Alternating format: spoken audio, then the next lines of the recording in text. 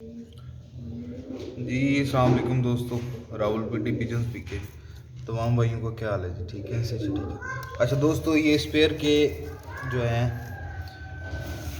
ये भी बच्चे हैं और इनके अलावा जो हैं बड़े जो है ना वो भी बच्चे पड़े हैं, दो दो तीन तीन पर के। अब ये दूसरी झोले ना निकाली हुई है, ठीक है। तो जैनवन सेलकोटी पेयर है, आप देख सकते हैं। और बच्चे भी माशाल्लाह अपने से भी अच्छे बच्चे माशाल्लाह निकालते हैं ये, ठीक है। बच्चे भी दिखा दिए दोस्तों को।